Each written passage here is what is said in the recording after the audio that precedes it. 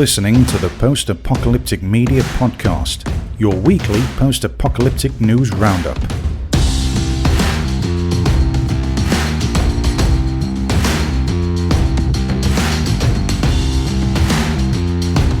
Hey everyone, welcome back to this 47th episode of the Post-Apocalyptic Media podcast. I'm your host, Shawn. I'm the senior editor here at postapocalypticmedia.com, and I am here to talk about the latest news in the realm of post-apocalyptic media. Makes sense, right? That's how we do it. And so this week I have there's some gaming news, there's some movie news, things like that, but I want to also, at the end of this show, do a review it'll be a spoiler light review of a movie that I've been anticipating for a long time, and I'm so excited to talk about it and it's Dune, in case you can't figure that one out. Dune released last Friday, and Stephanie wrote a review of it on the site, so I didn't write a review, so I've been really excited about talking about it here on the podcast.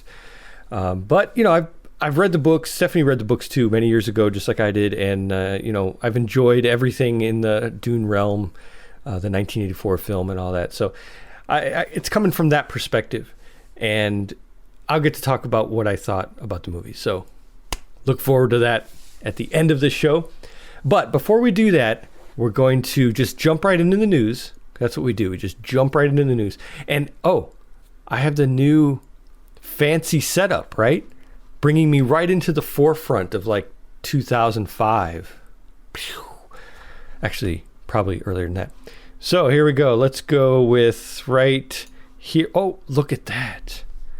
Look at that. And right on the front, right at the beginning, we have Alicia Silverstone. And she has a new movie coming out in February of 2022. And this is, now, I wrote about this before, because her name is attached to it. And of course, if you don't know who she is, she's pretty famous in the 90s, I was alive in the 90s. I know that's hard to believe, but I was actually I was around then, and I was conscious, and I remember things. And she was in many things, from a couple movies like The Crush, and where she played like this Lolita character. She was also Batgirl. And she was the most famous role of all time is she was kind of this girl that ran around with Liv Tyler in the Aerosmith videos. Remember, like in the 90s when Aerosmith came back and they were super popular? That's her right there. And she is in this new movie called Last Survivors. Now, originally this movie was called SHTF, for blank hits the fan, right? Can I say that word? I don't think I can. And so that was the name of the movie, and I'm glad they changed it, because it's kind of a mouthful. Like, I understand where they're going with it, but when you say like, "Hey, have you seen that new movie SHF? What is it? TF? Yeah, have you seen that?" And people are like, "What are you talking about?" So, Last Survivors. I mean, Last Survivors has been done before. That name. I mean, just go on IMDb and look up Last Survivors, and there's about 5 or 6 of them. But the point here is that they've changed the name to something it might be a little generic, but it works better, I think. And the movie is about, it's actually a really, really interesting premise, although it seems kind of low budget. They might have blown most of the budget getting her on the show. I don't know. So there's this father and son, right? And they're surviving in this kind of utopia, and it's like out in the middle of the woods, and it's after an apocalypse, kind of that premise we've seen a lot. But the father gets hurt, and he has some kind of injury or something like that, and the son has to go out and find medicine. So this is like the first time the son has had to go out and actually kind of see the way the world is. His dad's like, "Look, if you see humans, you got to kill them." So the son says, "No problem." He goes out there and he meets this girl. I mean, you can't kill her, right? So he actually falls in love with her. Well, I don't know if they actually are in love. The L word is there. But they form a relationship, is what it says on the information I've seen so far. And the dad is like, "No, look, I told you to kill anyone if you saw him, and you can't be going around forming relationships with people." And he does anyway, because kids don't listen. So he he brings her back to Dad and says, what do you think? And the dad's like, nope, not going to do it. So it turns into kind of this, it's like a post-apocalyptic movie turned psychological thriller, from what I understand. Haven't seen it, but that is coming out in February, and I will be watching it. I try to watch every one of these movies, but right there, that's another thing, is it's going to be part of the Leeds International Film Festival, November 4th and 5th, which is next week, right? It's like a week from now, just about. And so you can look for that if you live in the UK. And basically what else I wrote here was more about the show, or the movie, and more about Alicia Silverstone. So we have that to look forward to. Next thing is, this is great news. I should have saved this one toward the end, but no, it's too late now, right? We'll do it live. We'll do it live. So the post-apocalyptic MMO Fallen Earth, it's returning. The servers are coming back up, and it'll be called Fallen Earth Classic. Now, why is this a big deal? When Fallen Earth was shut down, it was almost 10 years old at that point. It was 2019. The movie, or the game, had been around. Let's see, was it? No, I think it was 2018 when they shut it down. Was it 2018? I don't know, but they ran about 10 years, because it released in September of 2009, and I remember that date because at the time I worked for Massively. I was running Massively. I was editor in chief, and Fallen Earth was, I've always been into post-apocalyptic. So when I heard about this game, this post-apocalyptic MMO, and it's not. You get that a lot where they'll throw kind of post-apocalyptic in the background. Well, this game promised some incredible stuff. Crafting system. They have the whole view is kind of like this FPS / MMO thing where you can have your hand, like an FPS will show your hand in the camera view. You could go into that view. You could also zoom out to a regular MMO view. But anyway, great game. Had a lot of flaws.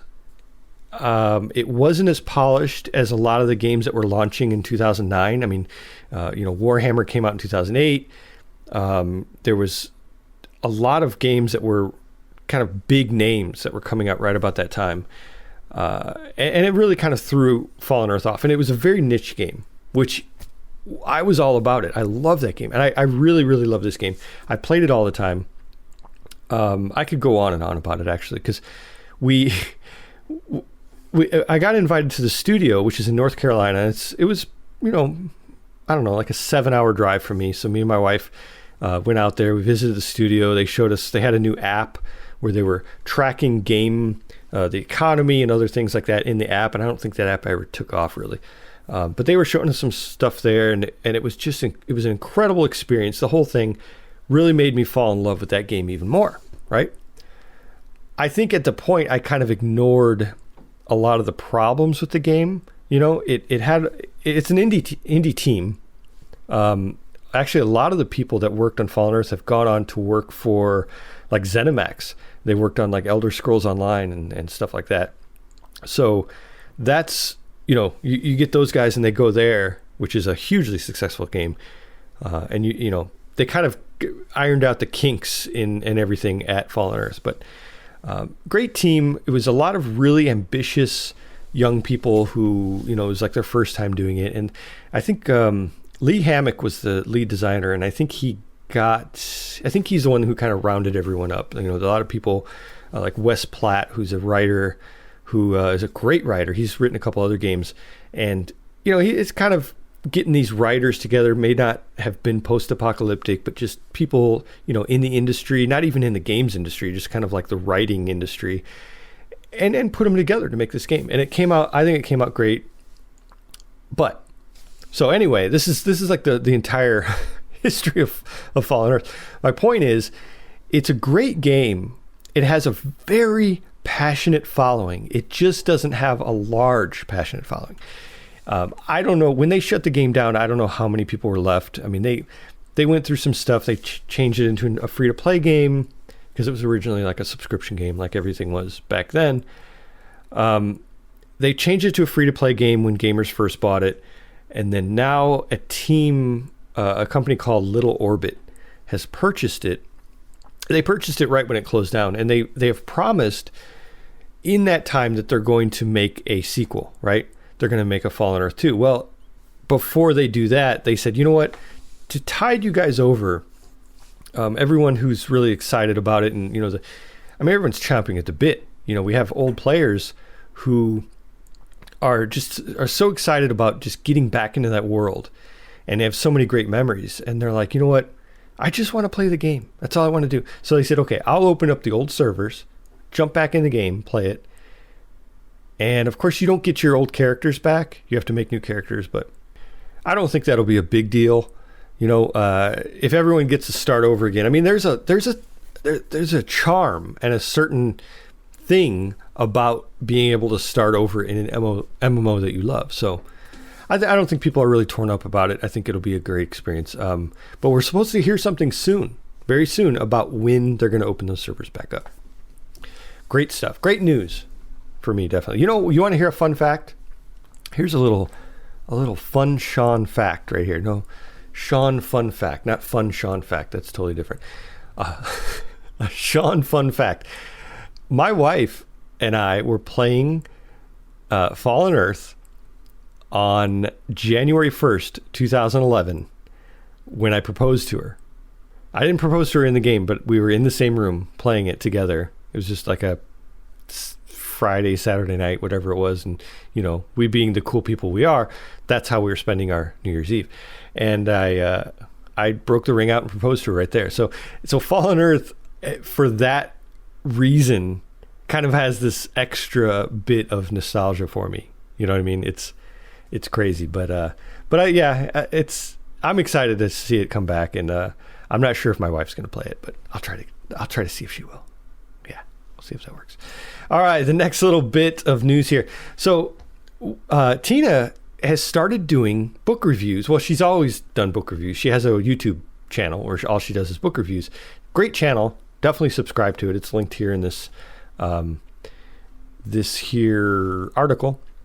But she did one for Devil's Road, which is a post-apocalyptic story, right? You have to check it out. The thing is, like, I can sit here and talk about the things about her channel that I love. Her channel's great because it's a YouTube channel where she just reviews books. And she doesn't only do post-apocalyptic; she does all kinds of them. But also, on the flip side of that, Tina is an excellent author. I'm reading one of her books right now, her first book, What Branches Grow, it's called, which is a really good book.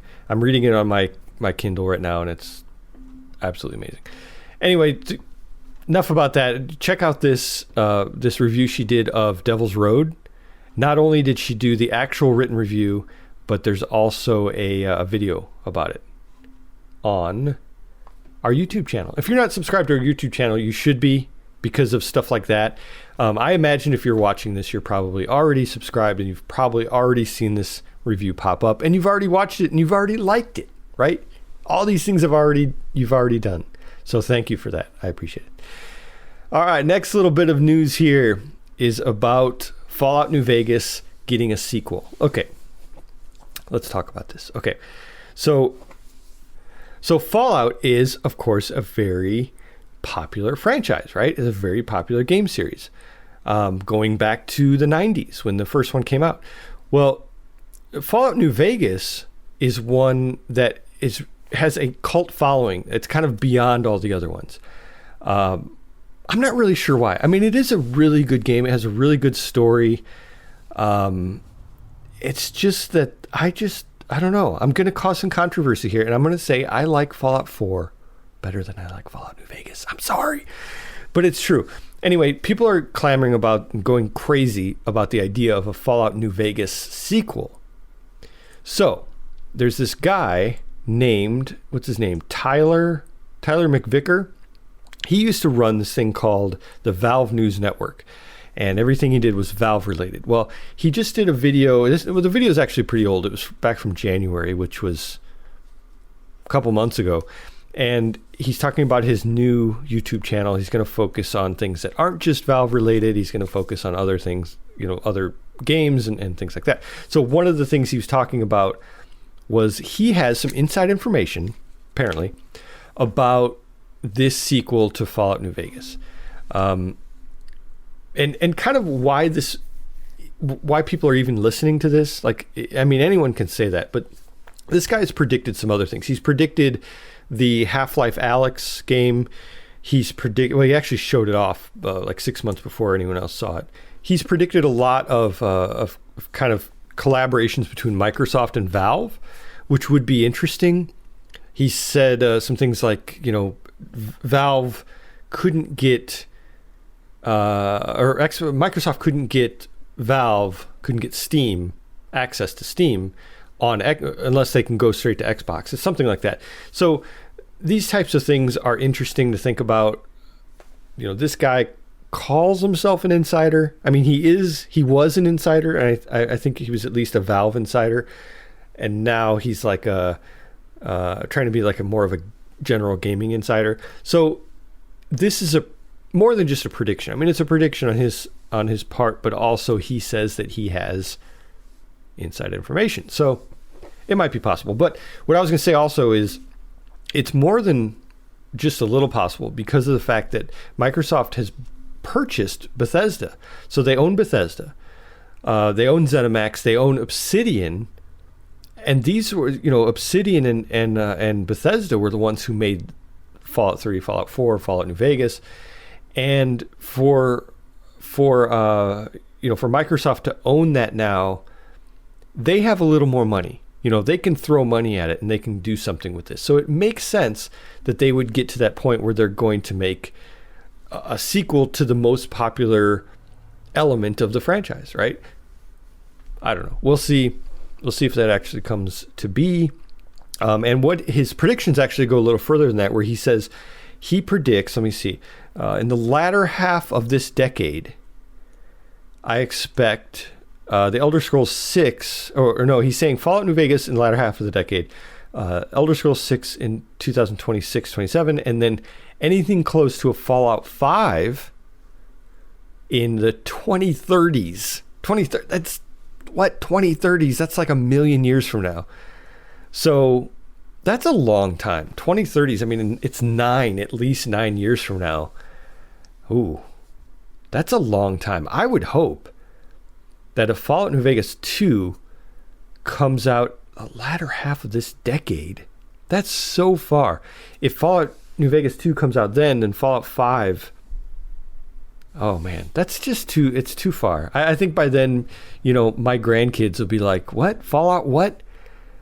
Grandpa, we can just go outside and see the Fallout. Why do we want to play it on a game, right? I mean, am I right? That's what's going to be happening then. So I don't know how I feel about this news. I feel like, no disrespect to Mr. McVicker, but I mean, you're a guy who makes money. He has like 360,000 subscribers on YouTube, which is, like 359,999 more than I have. So, not talking crap about him, but he kind of makes his living off of, giving shocking predictions, right? Gaming related shocking predictions.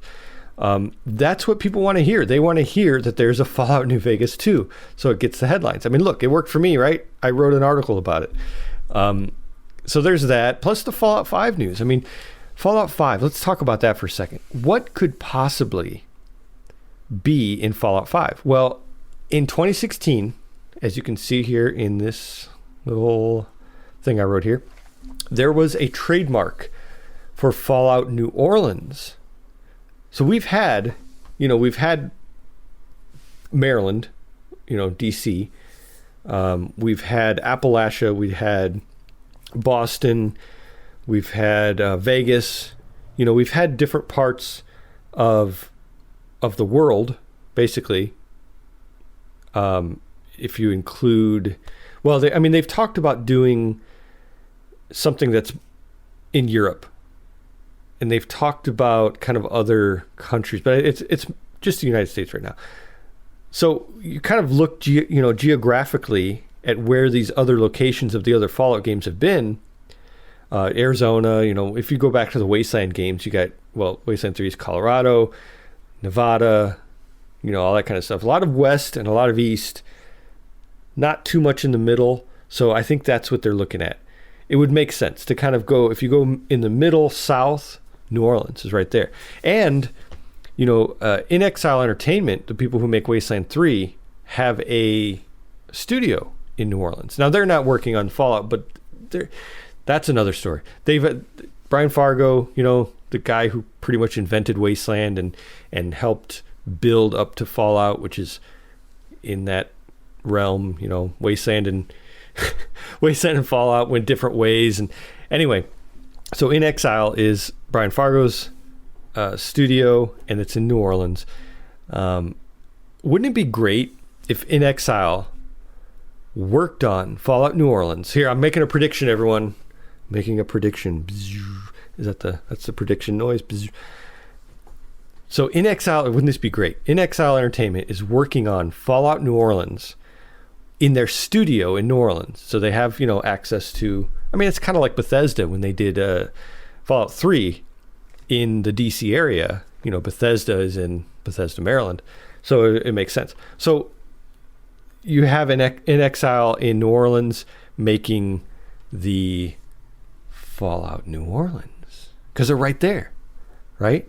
They know what's going on.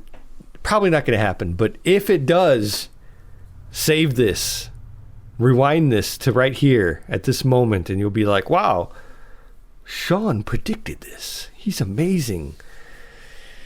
Yeah. Anyway, that's some good stuff about just wild predictions about the Fallout, extending the Fallout universe. I love this picture right here. This is from New Vegas, the Pittsburgh one, where they went to Pittsburgh. I forgot what that one's called.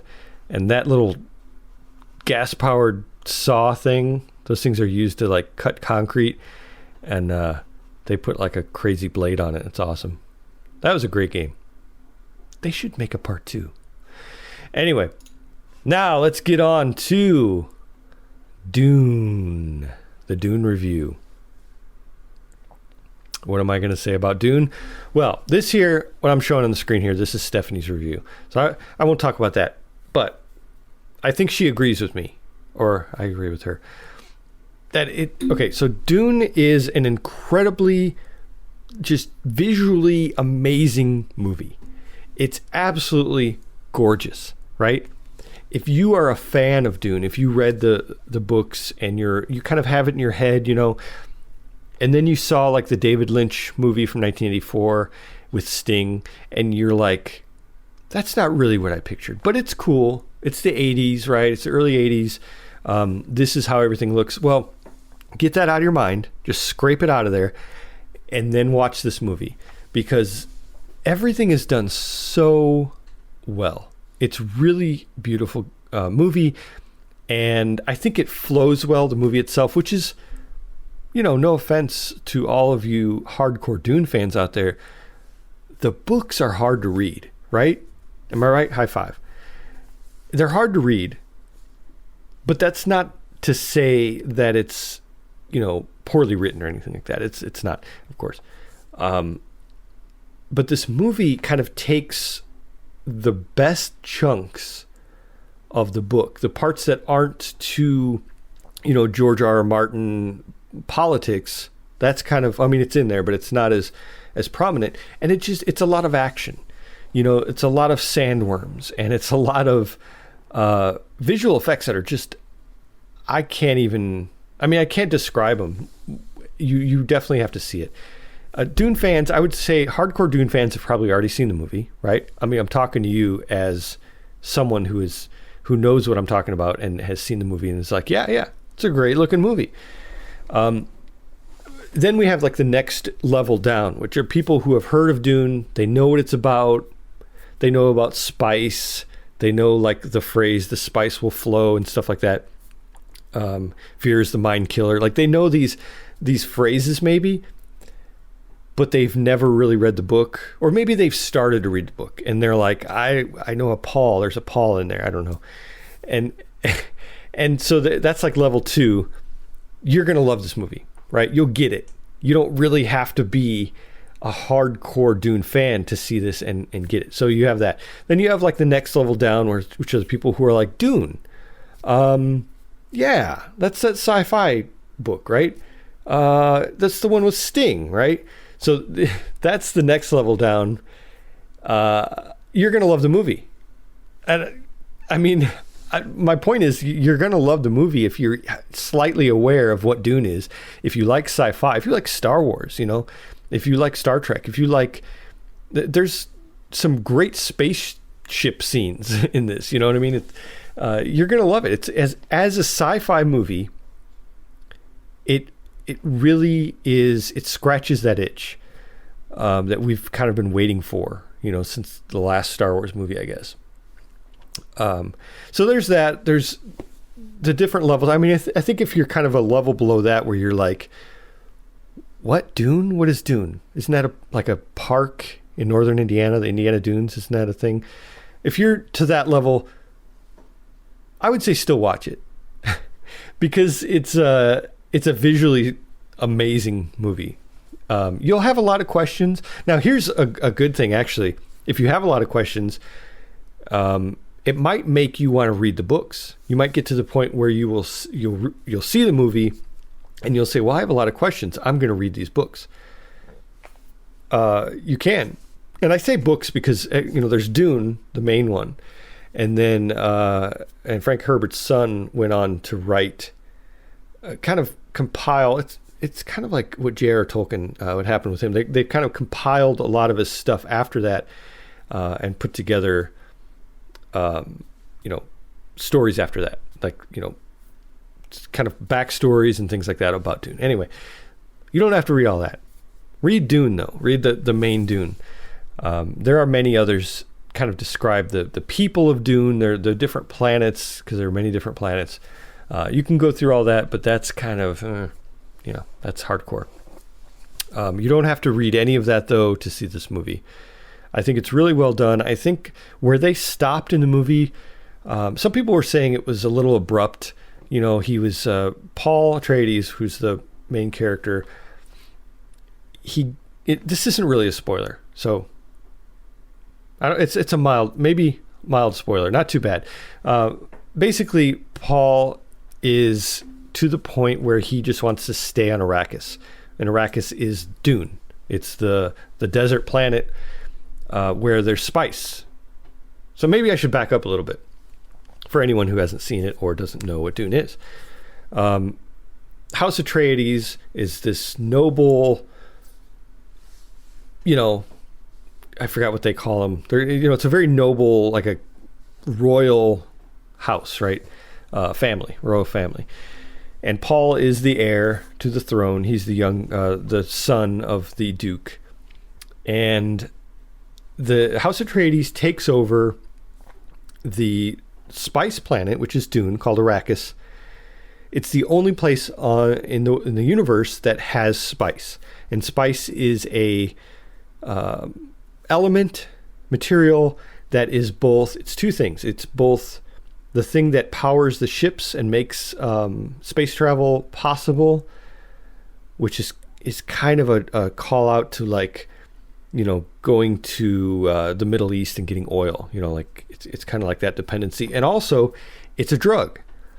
It's a mind altering drug. And I think Herbert did an amazing job kind of mixing those two, because they're really not that different, dependency on oil, dependency on drugs. It's kind of it's a crazy parallel. So the House Atreides has taken over this planet with spice, and they're now in charge of the mining of spice. But along the way, there's a lot of other little stuff in there. Like Paul Atreides is a kind of a messiah. He's seen as a messiah to the people who live on Arrakis, who are also known as the Fremen. He's seen as kind of a messiah. He has these visions, and I won't explain too much about the visions because that would be a major spoiler. But so his family now controls this, and he's really relating to the Fremen. he gets on this planet and he checks it out, and he really likes. He keeps having visions of this girl too, who's played by Zendaya. You've probably seen in all the trailers. And he really connects with them, and he actually at the end, this is what I was going to say at the beginning, went on a little tangent. He finds himself connecting with them so much that he wants to stay there. He doesn't want to go back to his home planet, and that's kind of where they leave you off. We know there's a part 2. Even when this movie came out, at the very beginning, it says part 1. It says Dune part 1, and it covers about half the book. And then we have part 2 is supposed to come out in 2023. Can you believe that? October 2023. So we have to wait another 2 years for that. That's a long time. And then we'll get to see part 2. We'll get to see the rest of the movie, the rest of the story, the rest of the book. I'm excited. I really enjoyed this movie. I thought it was just one of those movies that it really makes you, it kind of harkens back to, the 80s sci-fi. Like in the 80s when I grew up, sci-fi was such a big thing. It was huge.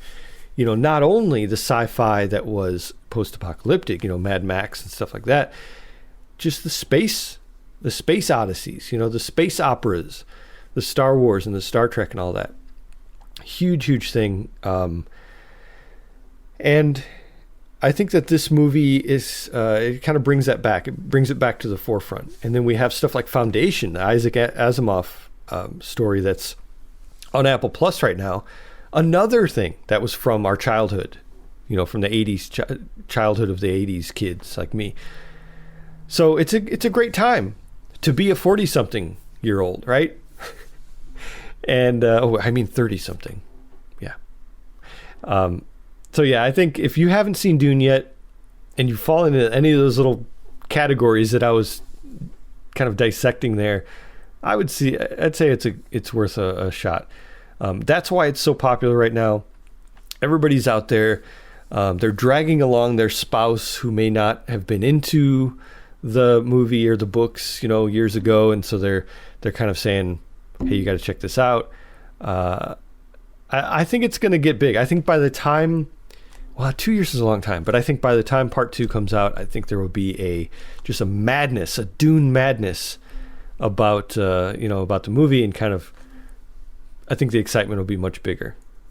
So let's hope that that's true.